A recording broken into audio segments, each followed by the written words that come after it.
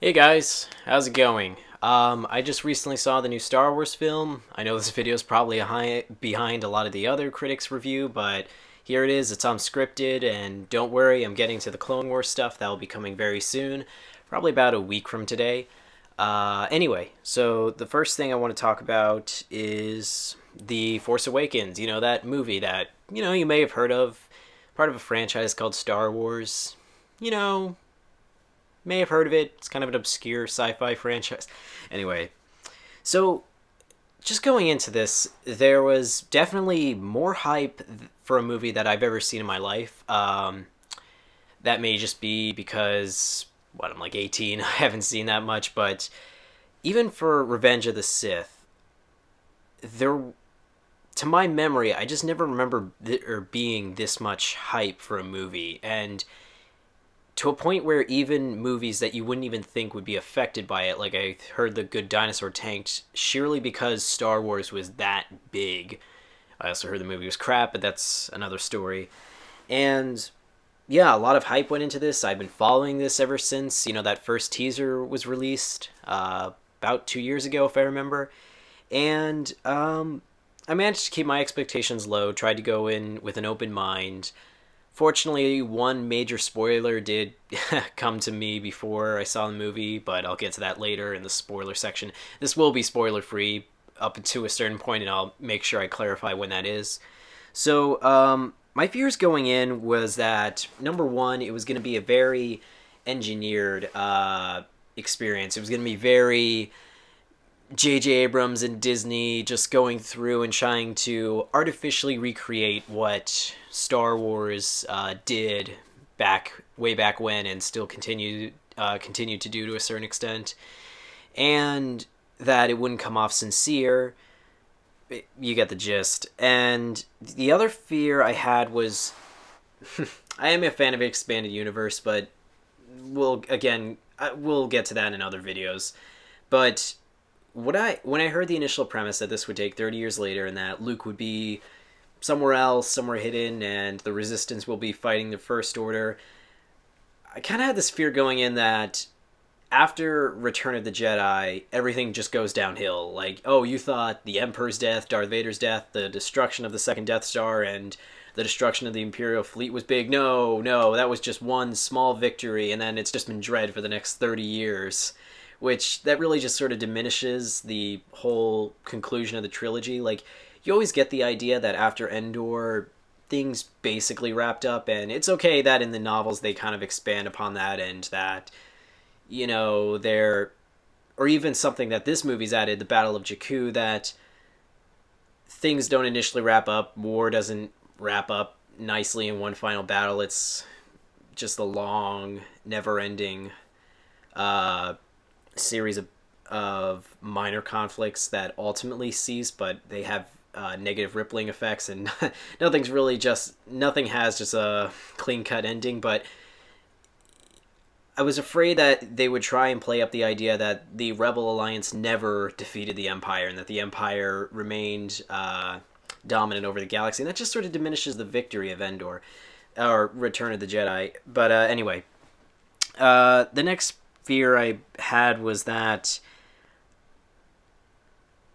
and this was something the critics kept reiterating, it doesn't do anything new, that it's just a remake of New Hope, and that not just this movie, but the movies that will come after will just hit the same beats that the other movies did, and not do anything new, and just remake the older movies. So those were my three fears going in, and when the title sequence came on, well, it was what you'd expect. It's the exact same classic opening, but yay, but that's not really accomplishing much. That's kind of what we'd expect. And when the text crawled open, I was getting that fear a bit when they said, Luke's off, has been disappeared, Leia is, the head of the Resistance, but I held it together, and then once the movie actually started, once we got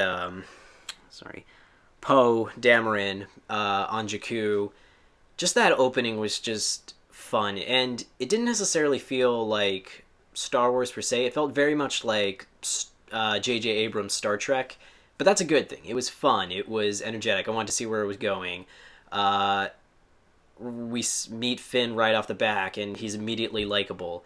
Uh, and then I started to get a little nervous again because then they Poe runs over to BB-8 and he's like, "Okay, this is the Death Star plans. I mean, a map to Luke Skywalker, and you must run away and deliver this to Ben Kenobi. I mean, just run away." And I'm like, oh god, no, we're retreading old ground. But I'll get to this later. But it was downplayed a little bit. It was referenced, but it was downplayed just enough that it wasn't too distracting. And then really from that point on, it was just fun. I don't want to spoil that much in the opening, but I liked how it flowed. I liked the scenes on Jakku, and once they get off Jakku, I continued to like what was going on. I liked Han Solo in this. I really liked Harrison Ford's performance. It was much better than the Crystal Skull, where it kind of comes off awkward. When Harrison Ford plays Han, you watch him play Han. And he plays up, and it all just sort of works somehow, him being older. You get the idea that he's a very old, rough and gruff, experienced smuggler, and it works, but he's also Han Solo, and Chewie's with him, and they're both good together. It's just done well up to that point, and it's fun, and I like the new characters. Okay, I'm repeating myself. So let me get to them. Rey's sort of the wide-eyed, innocent one who hasn't seen much of the galaxy, has not really seen much beyond Jakku, but is ready to see the rest of the galaxy. And yeah, I liked how she was on Jakku. I liked her the small, very quiet moments where she's investigating the Star Destroyer and gathering supplies. And there's even just sort of nice touches where I like how she drops like a packet into a container of water, and you're looking at it trying to understand what it is, and then it's the yeast rise up and it becomes like Insta bread. I don't know why I mentioned that. Just really good moments like that. And I really liked the chemistry with Finn. They just have a very nice, very just sort of sweet relationship together. They may be going for a romantic thing between the two of them, and I don't think it needs to happen. I think they're likable characters as is, but I'm not entirely against it either. And it'll be interesting to hear what exactly her backstory is, and as I assume we'll learn in the other movies, because she keeps saying she's waiting for her parents. I'll get to that part later, but again, I like Finn. I mean, I like Rey. She's likable. And then on that note, Finn. In terms of the movies, it's a pretty new character dynamic to have a renegade stormtrooper. That's, at least in the movies, that's fairly new, and it does provide an interesting dynamic that we haven't really seen before.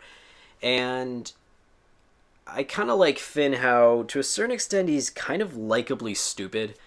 Not a moron, but he has just sort of he's dogmatically followed orders and never questioned them up until now. For the first time, he actually has to make decisions. And again, I like Finn. He's actually pretty likable as well.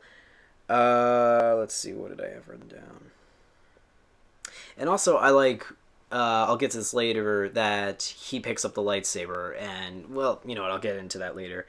What else? Alright, so now so overall, I liked the movie. I thought it was very enjoyable, and it does reuse some things from New Hope, but in my opinion, although when you look back at it, you can really say, okay, now that I think about this really borrowed a lot from New Hope. We had the map, we had a desert planet, and we had an X-Wing battle where they blow up a Death Star.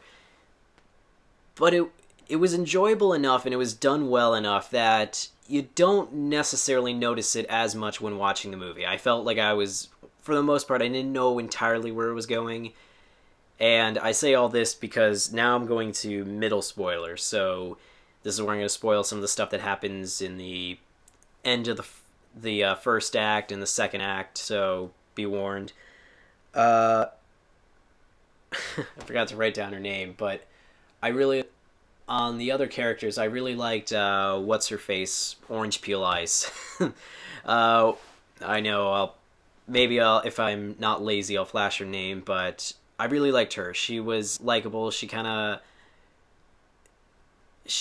again, in terms of the movies, it was just a character we hadn't really seen before. She's sort of a, how do I say it, a hippie psychic mystic character, except that unlike in the real world, since the Force actually exists, she does possess some legitimate wisdom. And I liked the idea that we see a character who's not a Jedi, who's not some disciple carrying down wisdom, but just sort of a normal person who is just someone in tune with the Force and carries a bit of wisdom herself. And I liked that. I liked that we have sort of a bit of a down to earth character who understands the ways of the Force. And the motion capture was okay. A little distracting, but it was good enough that it worked. And honestly, if you can write a good character, you can forgive special effects. And I'm saying as if this was a bad effect, and it was not at all. It was a well-done motion capture effect. I only say this because the practical effects were so good. They were so refreshing to see, and just so few movies seem to use practical effects nowadays that when you do see them, you really do appreciate them. Yeah, what else? Alright, so next character, Snoke. Um, so, without getting into the speculations yet, I kind of liked the fake out with his size. I kind of liked I liked the shooting for the the scenes he was depicted in. They were very. There was something just so ancient about him. His appearance, whether he is ancient or not, we don't know. But my brother kind of nudged me and said this looks like something out of Lord of the Rings, and it does. But it's sort of cool. I liked how it was shot. There's just something old and ancient about Snoke, and I'm looking forward to figuring out who exactly he is. Now, on to the huge speculation. Is he Darth Plagueis? I think he very well may be Darth Plagueis. I think there was a yeah, it was like one of the cast members like blurted out at a conference like, "Oh, Darth Plagueis' staff," the thing that Rey's carrying, and sort of they all gave, and people have speculated that they all gave her a look like, "Quiet, flapping lifts sink starships." But yeah, it's been speculated whether he's Plagueis. The big speculation is whether as Palpatine said, Darth Plagueis found a way to avert death, or could save the lives of the ones he cared about.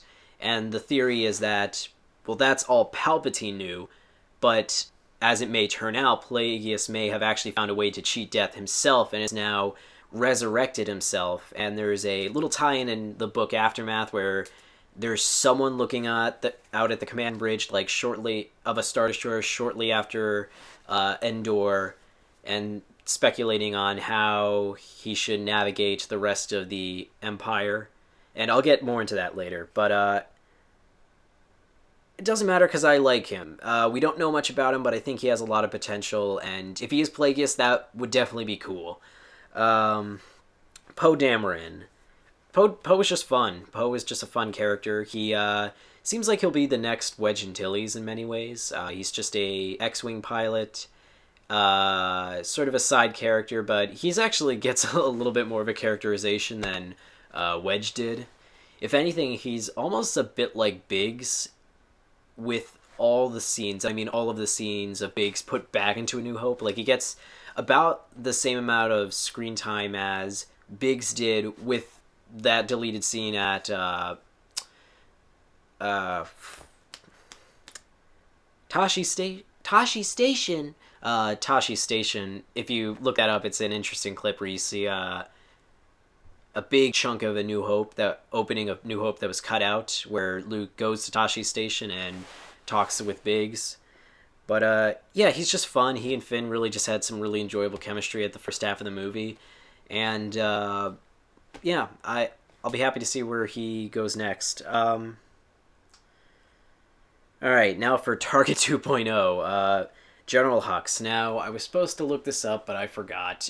I think I heard somewhere that General Hux is supposed to be like Tarkin's son or relative or something of that manner.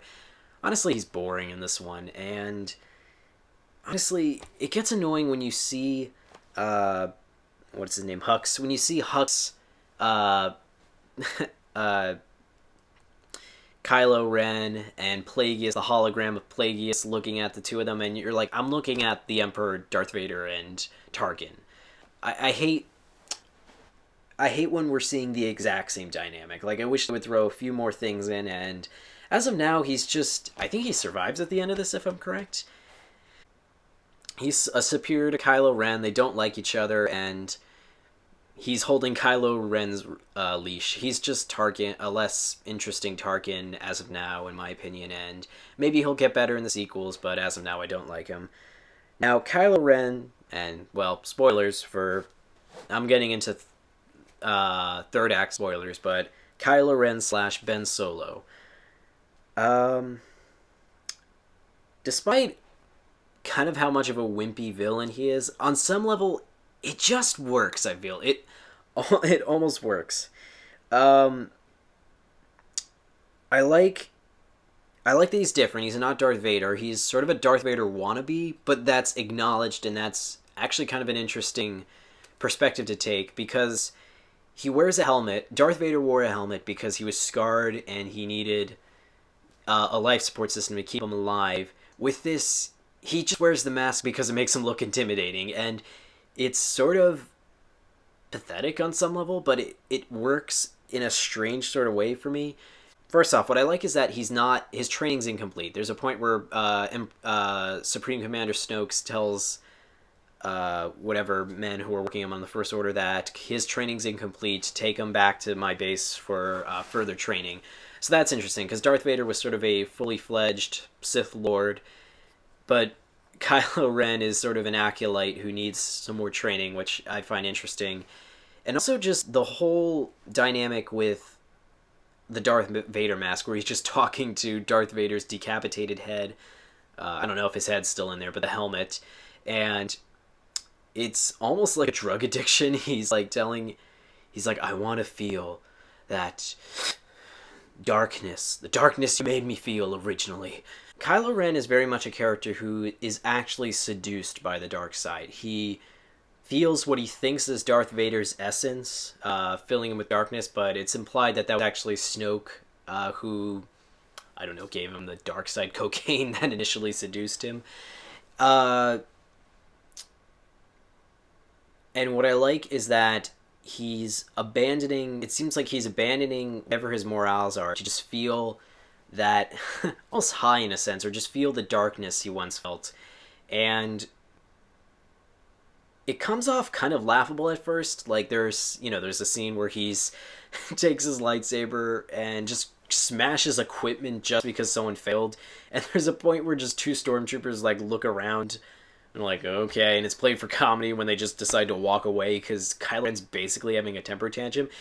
On some level, it almost seems like the stormtroopers aren't taking him seriously. And what's interesting about that is because he hasn't fully turned yet. And so there's a point where he's like, no, I have no problem killing my father, Han Solo. I gave you the spoiler warning. I have no problem killing Han Solo, my father. But he really does, and he has regrets, and that's holding him back. And so he's in a very confused teen angst state, if you will. And it fully comes into tuition where, major spoiler, he kills Han Solo. When he takes off the mask, and he just looks at him, and he says, I need help. Can you help me?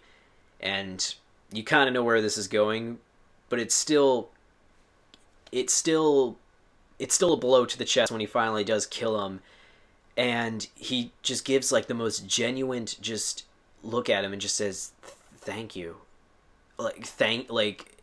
What's creepy about it is it's so genuine how he just thanks Han for finally allowing him to let go of this last strand of humanity and fully embrace the dark side, and that it makes everything else work. Like, he doesn't need to be a competent villain. Sometimes being out of control and being enraged and being confused and can actually make a good villain, and I like that. And it's funny because it straddles the line. It is basically an angsty villain who's probably going to get a redemption in the end, perhaps.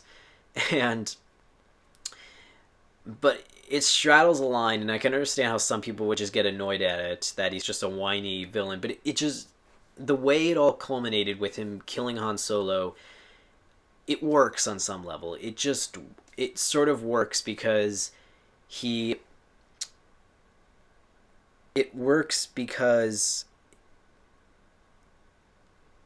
up until now he has not been able to, he's been holding on to some bit of humanity, and that's caused him a great deal of confusion, but now he's let go of it, and now he's fully turned to the dark side. Something about that just worked.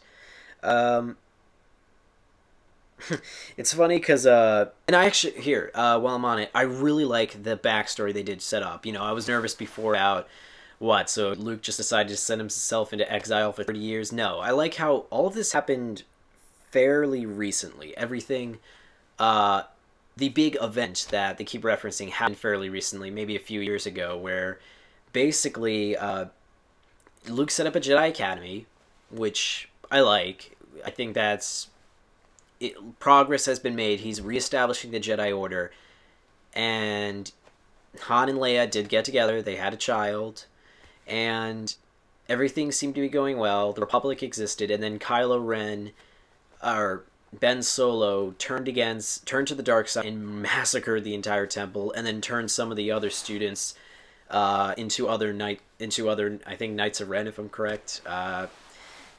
That's just a good backstory, and I want to hear. I don't want to just hear about it in expanded novels. I want to hear the movies give the full backstory of what happened with the Academy, and it's just such a good. It's both. It shows that progress has been made since Endor, and then to a certain extent all of that has been lost, and it's just a good backstory to have, and it explains why everyone goes into exile. It explains why Han goes back to smuggling. It's just his way of coping. It explains why Leia becomes more distant and gets wrapped up in the Resistance. It explains why Luke blames himself to a certain extent and sends himself into exile on whatever, the original Jedi homeworlds in Scotland. But it works, and it's a good backstory, and it's a mystery that I want to know. I want to learn more about, even though we kind of get the broad strokes of it already. And then the last thing is, it's kind of funny if you think about the EU with Vector Prime, how a lot of this lines up with Vector Prime, and like the first thing is that you have basically it's Jason Solo in many ways. It's a evil child of Han and Leia that turns to dark side, restarts the Imperial regime, and the other reason is because a major movie character dies. It's in the book it was Chewie who dies, and Han mourns Chewie. Now it's Han who dies, and Chewie mourns Han. And on that, you know, I get really annoyed because at my school we have a website called Schoology. You may have heard of it, where a lot of our homework and other stuff is put in. Someone just put out a big banner like after the midnight release, "Rest in peace, Han Solo." Fuck you. Yeah, that really ticked me off. So I had that spoiled, and so it was still a bit of a gut punch when I finally saw it happen. But what really got me was just that roar that Chewie releases. Because you've heard, I mean, in Empire Strikes Back, we've heard, you know, pained roars from Chewbacca, but there was just so much emotion in that just one roar, and I really just felt the pain, and that was just a really good performance by, I wrote the name down here somewhere. Fuck it. Whatever, I'll say it later. Yeah. That was just a really good performance from Chewbacca's actor, and there was just so much pain in that, and I don't usually cry, and I didn't cry, but I felt that. That was just really powerful, that one roar. There's just, I mean, he has a life debt to Solo. he's endowed to protect Solo, and in a sense he failed, and that's just God. That was just it's so simple. It was so powerful. Um, what else? So more on sort of the backstory. I like how the Republic. This is something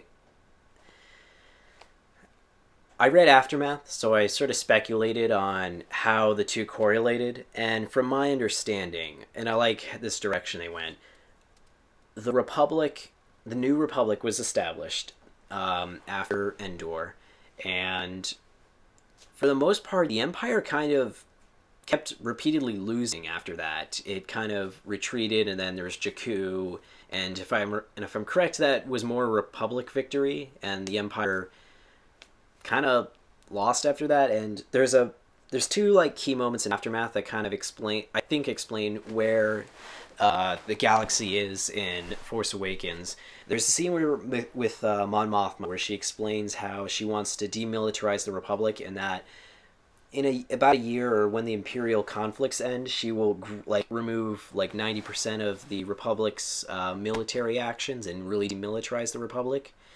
So that explains how the Resistance forms, because when the First Order comes, the Republic doesn't have an efficient military to counter it, and will not, because it's a demilitarized government.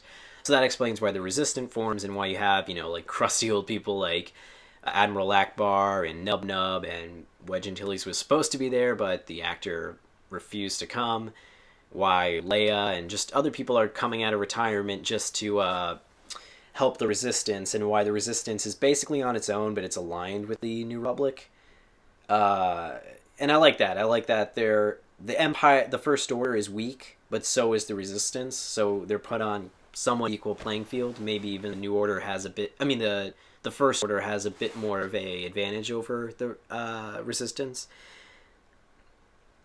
And the other thing about the First Order is that a brief scene at the end of Aftermath that, by an unknown character that most people speculate was Commander Snoke, Supreme Commander Snoke, where he basically just talks about how he's actually exterminated like most of the other Imperial leaders, and is now wants to sort of lick the Empire's wounds and sort of retreat into the Outer Rim.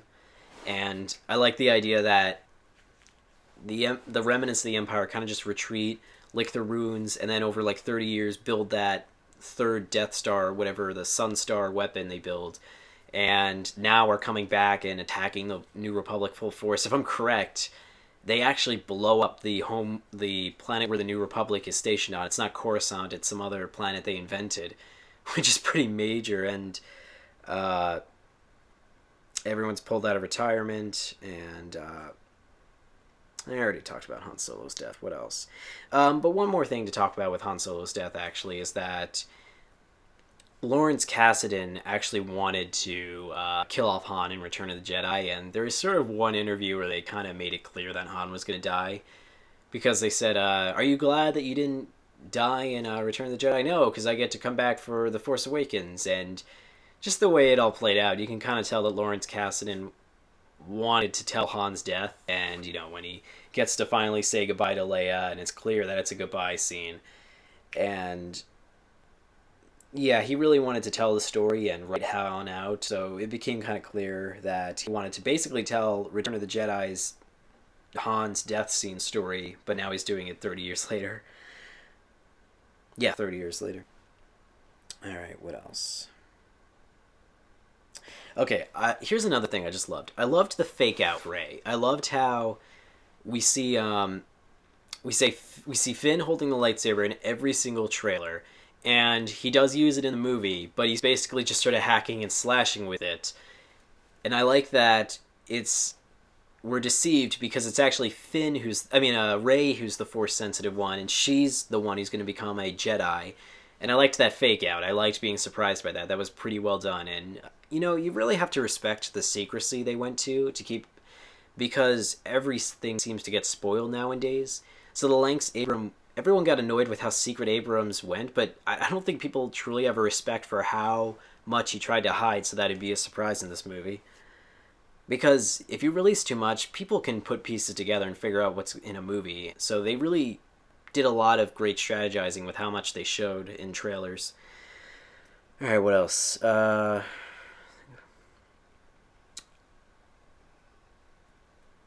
It's gonna be interesting to figure out who Rey is. Probably a Skywalker, if I had to guess. Maybe a Solo, but that would be a little weird because Han and Leia met her, and it'd be a little weird because you would think that either Han or Leia would recognize them or not abandon her on Jakku, and probably would make more sense if she's a Skywalker and it turns out that Rey and Kylo are cousins. All right. So overall, I'm looking forward to the other movies, and I liked this one. I thought it was a well-made installment. The only gripe I have is that when I heard remake of New Hope, I really got scared. And it was definitely not that bad. It was still a new movie. It still had new scenes.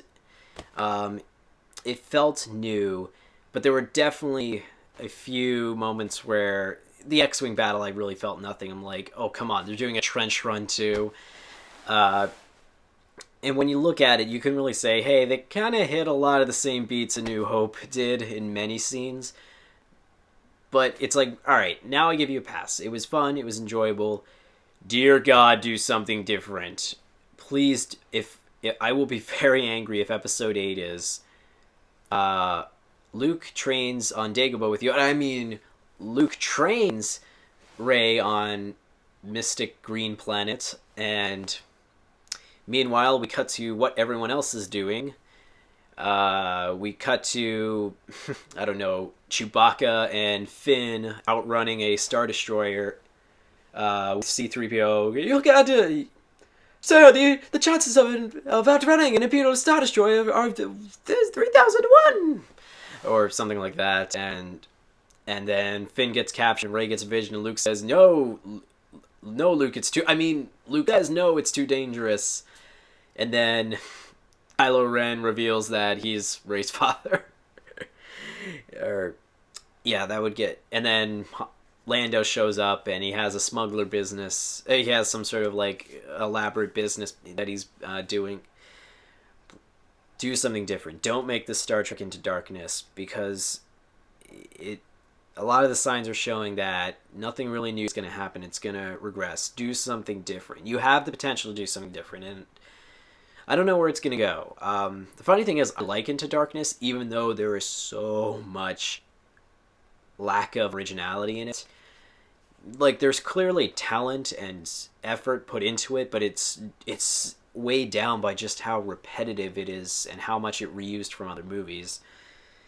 Whether that be Star Trek or the TV series and other things. But, I mean, it was interesting to see Kirk and Khan just have a different relationship and a different perspective.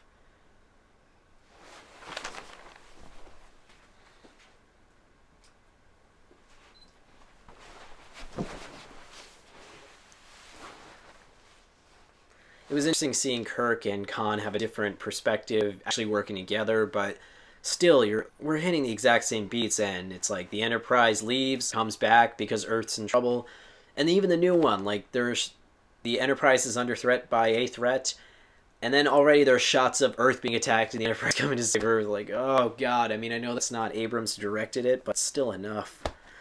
But anyway. And here's the last thing I'm holding out to. I think the worst it can be would be The Empire Strikes Back 2.0. What it most likely will be or what I'm hoping to a certain extent it will be, and probably the more likely thing it will be, is it will take the characters, it will put into new scenarios, and we'll get to see them tested a little bit more. But in a way that is very Star Wars in tradition. But third level, and the third thing I'm kind of hoping for, the third sort of level, and I think it's less likely, is that perhaps with Luke going to the original Jedi Temple, we'll get a far more interesting and even a bit more of a gray look at the Star Wars universe. Because when you look at the prequels, they failed on so many levels. But I always had at least a bit of respect for Lucas that he was really trying to expand the universe. He was trying to, and not just in planets or how Coruscant works or how the Jedi Temple works, but really try to dive into the idea that maybe the Jedi were not the protectors of were not the, not as stoic and not as all-knowing and not as fearless as, Obi-Wan's original story of the Jedi sounded like. Like in Revenge of the Sith, it's a very, I'll get more into this later, but in like other videos, but it's definitely not a good movie, but it's the one where you can actually see some of the elements Luke's wanted to create shine through. And you can really see what he was trying to do when he tried to make the Jedi Order less heroic and a little bit more gray and very dogmatic, and asserting that their authority needs to, in the case of Mace Windu, that the Jedi Order's relevancy and power in the Republic is important and must be maintained at all costs. Stuff like that. Really trying to put a little bit more depth into Star Wars. And of course, some of the EU did that as well, and a lot of it didn't. But again, topics for another time. But I'd really be fascinated if J.J. Abrams was able to take this into a different direction and really do something a bit more profound and a bit more deeper than the Star Wars movies tend to be, because they're very enjoyable. They have great characters. The characters are tested. They go through arcs. It would be really interesting if we got something more deeper, and I'm holding out. If not, there's always the expanding universe, both the old and the new, but it would be really interesting to see. But despite my needless bashing, it was really enjoyable. It was very fun. It was Star Wars. There's a lot of the same beats, but it's forgivable for now. I do recommend you see this. I will see it again. It was very good, and it was worth the wait.